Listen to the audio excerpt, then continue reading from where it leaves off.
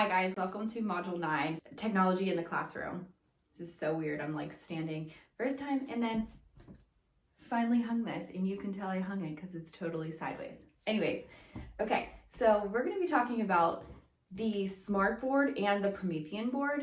I think there's others as well, but these are the most popular ones, so we will be covering these as well.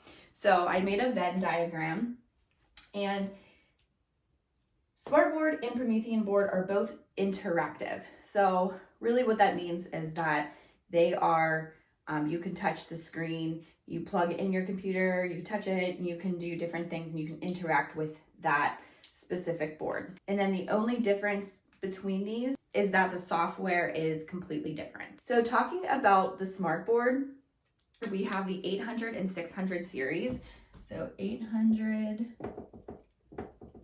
series and 600 series. They're two different ones. Those ones are kind of something that you shouldn't really care about. They do basically the same thing. It's just upgrading to the next one. So to connect your laptop to the smartboard, you just use an HDMI cord. HDMI cord. And a lot of the times, I'm gonna spill over.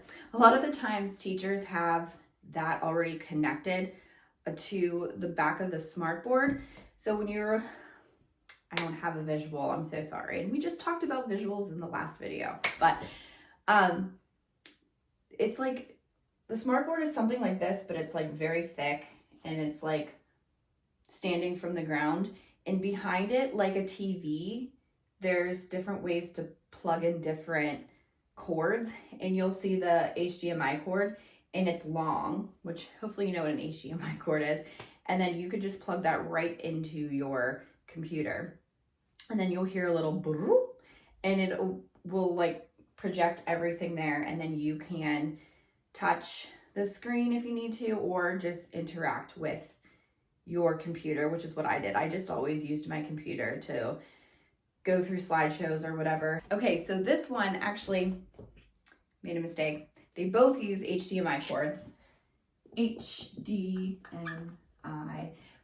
However, with a Promethean board, if you have a Chromebook, so Chromebooks, they use USB-C port. So that's really important to know. If you have a Chromebook, Promethean boards use USB-C port for the Promethean board. I said Chromebook and did Promethean board at the same time. So I hopefully you understood that. So again, to use the Promethean board, the Chromebook uses a USB-C cord. So that would be something that you also plug into the computer. In my opinion, if you are not technology savvy, I would say make sure that you look and find the IT department and ask, because they are very helpful in this situation when you need to use the Promethean board. And honestly, as a substitute teacher, it's really nice to have it because it gets the attention off of you.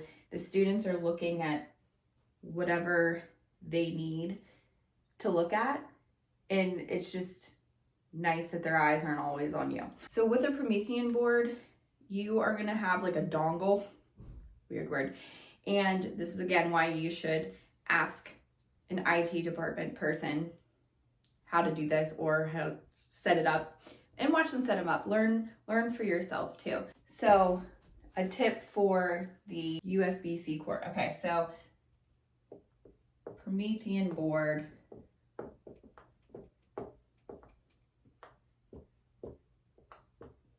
if you're using a Chromebook, you got your Chromebook, you use the USB-C cord.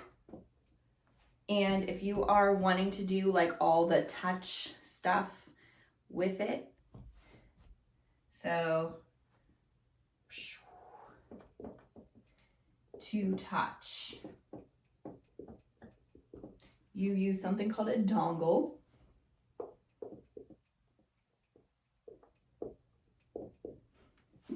And then what you would do is you change the input to source.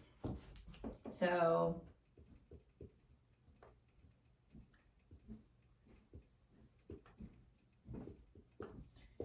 change input to source, hit HDMI, and then you use your laptop. Hopefully that helps. So in situations when you are using technology in the classroom, I'm like too tall for this. It's so nice to have it, especially as a substitute teacher. Again, it just lets the students have something else to focus their eyes on than just you. And what I do is I put my expectations up on the board. I've used both a Promethean and a smart board. I like the smart boards better, just I guess because that's just what I've used. If you are someone who is not tech savvy at all, I do encourage you to try. It's just these time and days, technology is important and that's what we use. And why not learn something new, right?